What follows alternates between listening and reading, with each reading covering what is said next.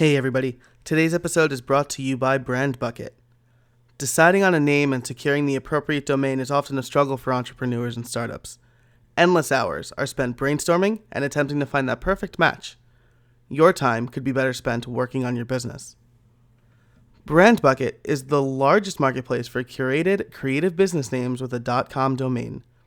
Their domains go through an extensive vetting process to make sure that they are pronounceable, easy to remember, catchy, and short.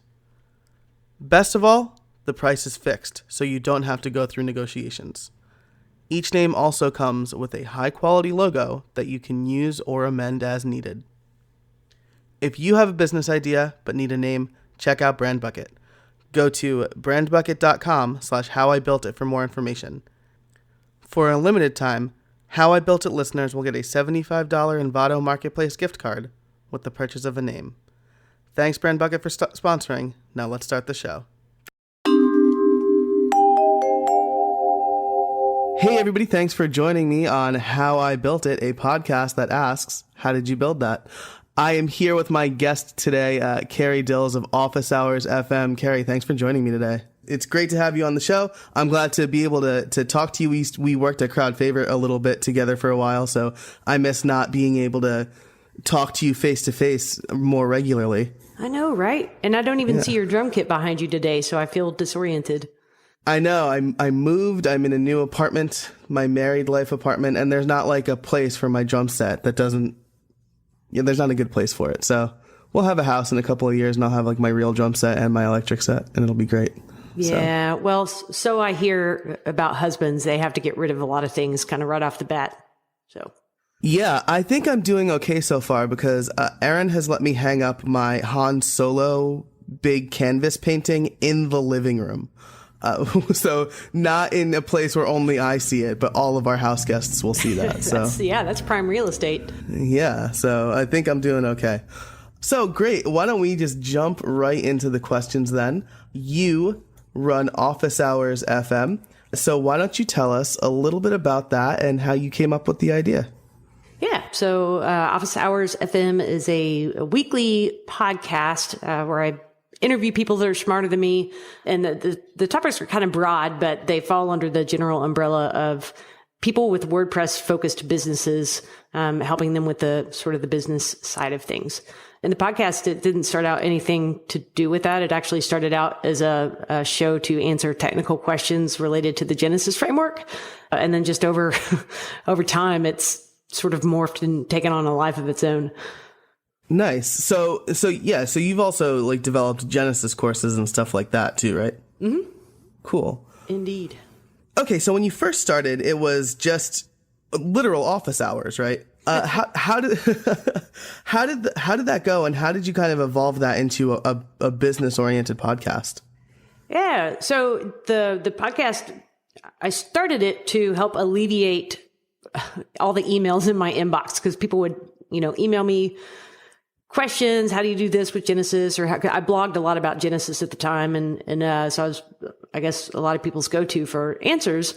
And, you can only answer so many emails. So the idea struck me for a podcast where I could just go on the air, do an office hours, and it would be live. So people could, get their questions in while the show was live, and I would just answer them on the spot and then, be done. So if anybody emailed me more questions, I could just say, hey, show up next Thursday during office hours. But the first episode was I'd never podcasted before, and it was just so painful and awkward to do. And being on air by myself felt really, really strange because I was, just like talking to myself. So the second show, I invited somebody else on just so we could have some back and forth conversation.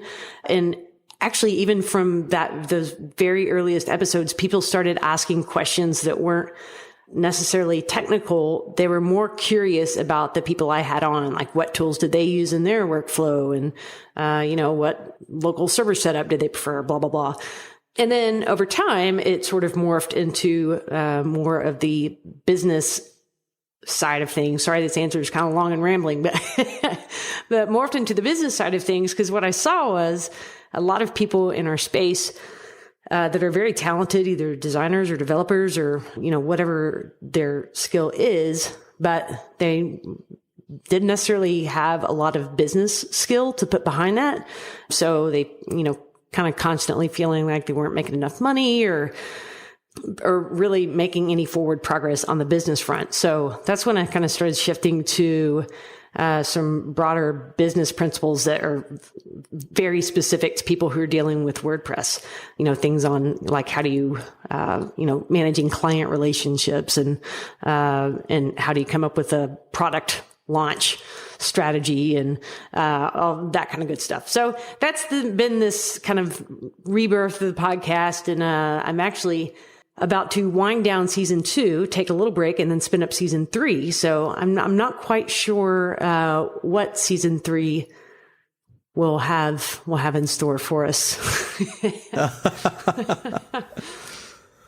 Nice. So, that covers like one of the questions I like to ask, which is what kind of transformations has your project gone through? And it sounds like a lot. So, and you do all of this live, right? So like even the podcast now is still live? Yep. And that brings its own unique set of challenges. But for me, they've actually been easier challenges than doing a pre-recorded show. In this next season, I think I'm going to probably vary up the format where I do a combination of pre-recorded and live shows. Again, not sure exactly what form that'll unfold in, but I would like to introduce that pre-recorded element to help take a little bit of the burden of a weekly live spot off. Yeah, totally. Because that could be tough. We just edited like 14 minutes of me just saying in this podcast. So awesome. Awesome. So, you also started this is a relatively new thing, right? The Office Hours FM community. Yeah. So this was, Joe, we've got some things in common, and this is just something that I wanted kind of to try it out and see if it would stick. And really, time will tell. I'm not quite sure yet whether it will. But the idea was to have, since the podcast is live and people ask questions, like people sort of you get to know people's names just because I'm either mentioning them on the air, like, hey, Jackie has a question, or you're seeing their tweets go by. So I wanted this idea of a community to extend beyond just that 1 hour a week. So I created spun up a membership website where folks could join up and interact with each other and really talk about whatever they wanted to talk about, be it, business or particular tools they were finding helpful in their work. And I originally opened it as a closed community, or rather a paid community. And that did not get as much traction as I had hoped. So I guess a few weeks ago, I took the payment down, and now it's free for anyone to join. And I think it's grown about 80% in membership in that time. So that certainly tells me that was the right move to go that direction. But yeah, I love bringing smart people together, and that community seemed a way to facilitate that and do something beyond just the podcast. Nice. And so when you were building out this community, did you do any research, or was it just kind of like, there are people online, I want to bring them together, I'm just going to build something and see if it works? Yeah, the latter was my approach. I mean, I can't be bothered with reading the instructions or doing research. Being a technician, I just went and built it, and so now, from there, kind of trying to figure out what needs to, what could be added on or what could be removed. I remember I was having a conversation with Remkes de Vries, and he's a Buddy Press and BB Press guy. And so I was asking him for some help with the site, because that's what it's built on. And I was asking him about all these different features, and he was like, back up, like, stop with all the features. Like, you don't need to build Facebook overnight. Just, get the very basics up and running, and then see how your community reacts and what they're asking you for. And then if they're asking for features, add features, but you don't have to build the entire thing up front. So that was, his advice was actually quite helpful. It got me to push the publish button and back off of the development. Nice. Gets you to like an MVP, right? A minimum viable product. And exactly. I mean, we both build stuff, so I know exactly what you're talking about. I'm halfway through coding something and I'm like, I could add this too. And then, we scope creep ourselves, right? So yeah, we get mad at our clients for doing it, but really we're our own worst enemies when it comes to scope creep. Absolutely. Well, that's great. So you talked to Remkiss. Are there, I've found recently that talking to people help a lot. Corey Miller was somebody who was very helpful. Sean Hesketh and Brian Richards are both people who are very helpful. And are there other people that you talk to like regularly about this stuff? Absolutely. My probably number one go-to is Diane Kinney. We do a lot of pretty much daily, going back and forth on Skype, and, her background is different enough from mine that she brings a really interesting perspective that, and sees things that I wouldn't necessarily, or typically see. So she's been a really great one to kind of collaborate with and push me to think about making some changes in the way that I'm presenting the information, and hopefully to grow the audience is really where we're at for this next season. So she's got some great marketing background, so I'm hoping that she can bring that out and help assist her. Basically, all of my guests so far have mentioned that they're part of a mastermind group. So I think I want this podcast to be like a massive public mastermind group, awesome. Right? So yeah, and it's working out so far. Well, dang, you got some great guests. Yeah, I'm really lucky that people are willing to. I don't know if it's just like my New York Italian charm or what, but people are very willing to share, and I'm grateful for it, and hopefully the listeners are also grateful for it. So. It's your charm. Oh, thanks. It's definitely the charm. So yeah, you're a developer. You put together this community. I would love to know how you built the office hours, just like the whole site in general, right? Because you're doing podcasting, you have the community aspect and other stuff. So what tools did you use? How much custom code was part of it? Sure. So the membership site is a completely separate website from the podcast, or it's on a subdomain for the podcast. And it's built with BuddyPress and BBPress taking care of the forums and social components.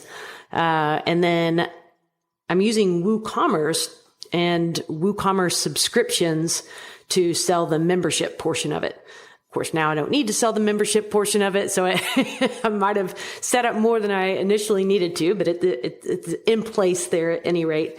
And part of this gets long and winding, but you're a developer, so maybe you can appreciate it. But why I chose or went with WooCommerce, I liked that it had that subscription and membership capability, the ability to, charge people on a recurring basis. And then I also wanted to be able to sell some physical goods like t-shirts or other kind of podcast swag, for when Office Hours off FM goes street and everybody's wearing a cap. I would buy a cap. Shoot. Okay. Well, I got to make a cap.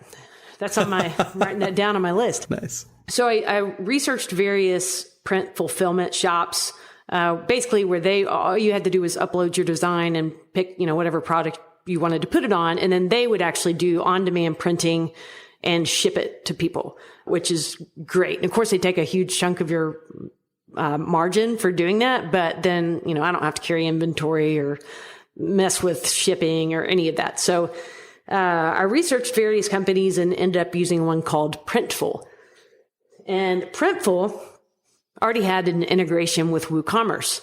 And that was, that's saving a lot of steps. I don't have to, custom rig that one. So it ended up being then a combination of Printful, WooCommerce, membership, subscription, and then BuddyPress and BBPress on the back end. And then the theme, so that's just the works. The theme I really struggled with because I love building themes. And I was like, sure, of course I'm going to build my own theme. And then I started getting into how do you actually style all of these components? Because, oh my gosh, BBPress BBPress is actually not too bad, but BuddyPress has so many views. Like the idea of styling all of that got fairly overwhelming. Like I was actually kind of knee deep in theming it before I was like, oh my gosh, I'm just really tired of this. So I ended up buying a third-party theme. It was a shop I hadn't heard of, but they had a theme that was out of the box styled to work with both WooCommerce and BBPress. So, wow. Yeah. So that's the one I picked. And still, I don't really love it. And I've thought, okay, maybe I need to go back and finish the theme. And that time investment could be worth it because then I could sell that theme. But it's like scope creep, because then I started writing it like I was going to do a public release of the code. Like, slow down.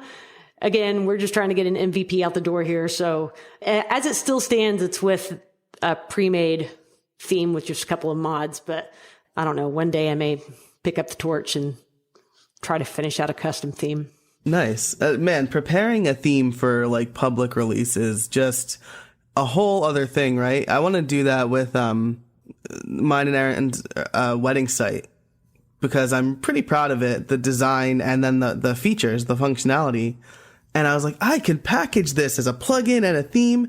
And I'm like, that's a lot of work to do that. Like, and like, I don't know, like how many people are going to buy a WordPress wedding theme? Like, I'm not, I guess I could go on Envato and see how many people are buying those wedding themes, but I know exactly what you mean. So, okay, so you have a ton of components here, and by and large, most people I've talked to again for this show so far have mentioned that they are using WooCommerce for some aspect of their site. And it does come down to, I think Brian Krogsgaard was telling me it was either WooCommerce or easy digital downloads, but he may want to do physical, sell physical goods like t-shirts and event tickets and stuff like that. So that's really interesting. And I know that there's, I think Chris Lemma put out an article about WooCommerce and Printful. So I will link that in the show notes because I'm doing something very similar where I want to make a t-shirt site for like remote workers. And that just seems like a really easy avenue. Awesome. Well, I can just put my code up and you can fork it. Just change out everywhere it says officehours.fm. Just do a copy replace. Yeah, that sounds perfect. So I'm going to use like Fiverr to like find designers because I'm not a graphic designer at all. So you've also made another t-shirt apparel site. Is that right? I did, but it got shut down in a hurry. Did it really? Yeah. So it was, I jumped on the Pokemon Go bandwagon and got a little bit obsessed. I may still be a little bit obsessed. And I thought, well, how fun. I'll build some t-shirts out around it, some custom designs using, Pokemon as sort of the punchline or the focus. And I busted out, I spent an entire day on this, just doing t-shirt designs and uploading them to Printful and setting up the WooCommerce store and went through all of that. And then like within 24 hours, I got emails from Printful, like one for each product I had uploaded. And they're like, this does not meet our terms of service. And I countered back. I said, man, none of those are copyrighted images. Those are all hand drawn or, images I have permission to use from the people that drew them. And they're like, doesn't matter. It's pretty clear that it looks like a brand infringement. And they're just covering their arrears, which is totally fine. Right. But never one to be let down. I instead went to, I'm an Amazon affiliate, as are you. And I went and set up a little Amazon store that's just Pokemon junk and embedded that in my site. So I think it gets approximately 0 visits a day, according to analytics. So, it's not a get rich quick scheme, but it was kind of more of just something fun, easily within my capability. And I thought, well, why not try it out? Yeah, absolutely. And that's like half the fun, I think. And I mean, I think you've illustrated here that, with a few plugins and just like knowing the right resources, you could set up a apparel shop or a membership site relatively quickly, without a ton of, without hundreds of hours of development now. And that's thanks to WordPress and WooCommerce and BuddyPress and all that. And so again, that's the whole reason I started the show, is to let people know the inner workings, right? Because even like 5 or 6 years ago, maybe like 10 years ago, you'd have to like custom code all of that stuff. So your stuff has seen quite an evolution, and I'm curious. You say you're not quite sure what season 3 of Office Hours is going to be yet, but I'd love to hear your plans for the community at this point, if you have any. Yeah, well, I mean, my plans aren't anything deep or incredibly intelligent. It's more of, now that the doors are open, just continue inviting people and then see really what they tell me that it is that they want, and then make some adjustments from there. I've already added a Slack group when folks said that the forums were, kind of cumbersome to come and check those and whatnot. So now I've got the Slack component going on. And then from here, I don't know what's next. I've really got a hankering to do webinars, to fire up a lot of educational webinars. And I'm not sure if the community is going to be the right place to publish those. The idea is still pretty nascent at this point. But anyways, hoping it'll continue to be a place where people can connect and get their hands on good content, get feedback on their ideas and all that good stuff. Nice. And so you've got the podcast, you want to do these webinars, you've got the community. Are you still doing freelance work? Yes, but not much. Actually, since I left Crowd Favorite this spring, I tell people I'm avoiding client work. And I've still taken on some of my previous clients have come back to me, and I'm still doing just kind of small projects here and there. But for the main part, I'm trying to spend my time focusing on my other endeavors. Large part of that's the podcast, and then also teaching the lynda.com courses. And here's a sneak preview. Previously unreleased on the internet, I'm working on a book. What? Yeah, it's always been on my bucket list to write a book. Earlier this year, I put out an ebook for the podcast, and I'm really proud of the way it turned out, but I didn't write it. I just collated a bunch of information and published it. So I felt like that was sort of cheating. I don't get to cross it off my list. That one doesn't do it. So I'm really hoping around the holidays that or at least that's the deadline I've set for myself. And that's actually a collaboration with Diane Kinney as well. So, nice. And so this is going to be like a self-published ebook, or is it going to be like... Yeah, self-published. Awesome. Very cool. The beauty of the internet. Nobody has to say, wow, this is really good, I'll publish it. We just say, hey, this could be a piece of crap, but let's publish it. Yeah, hey, people will buy it, right? That's awesome. Because when I went through a publisher for my last book, and they sadly, since I think they've been reduced to one person in the department. So Peach Pit was my publisher, and I think there's only one person as part of Peach Pit now, and they're still part of Pearson, but it's yeah, I was kind of hoping to do a second edition or something like that, but I think I'm kind of running into the same sort of problems, or not problems, but the same sort of decisions you're facing, where I need to pick where to focus my time between my full-time job and these other projects. And I have a little one on the way in March now. So congratulations.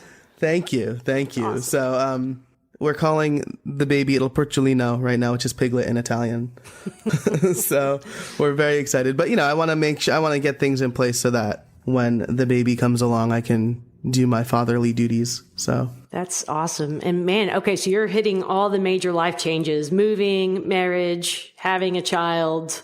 You're just launching a podcast. Yeah. I don't know if that makes the list, but that's a lot going on. I know. That's I figured I just turned 30. I want to keep myself on, spry and on my toes. I woke up with back pain the other day. I'm like, what is happening to me already?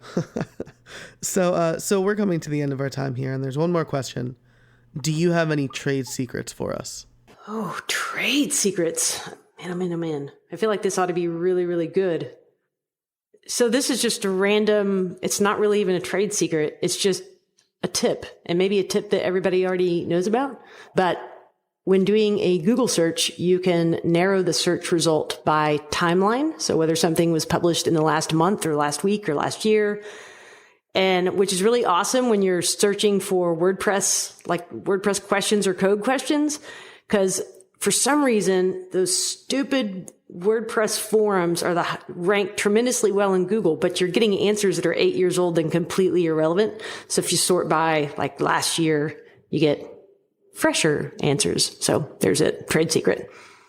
That is a most excellent tip, because I'm sure lots of people have no idea that you can do that. And it's so frustrating to find this, like to find a solution that's 7 years old.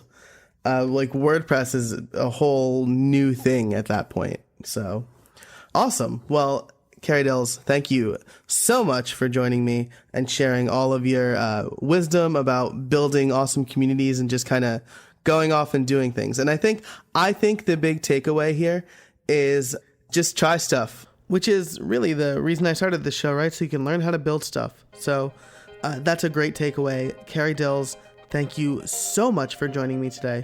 I think we've learned a lot here. Thank you, everybody who's out there listening in podcast land. Make sure to tune in next week. We're going to have Chris Coyer talking about CodePen. Thanks to Brand Bucket for sponsoring. Go to brandbucket.com/howibuiltit to check them out. And finally, go out there and build something. Have a great week.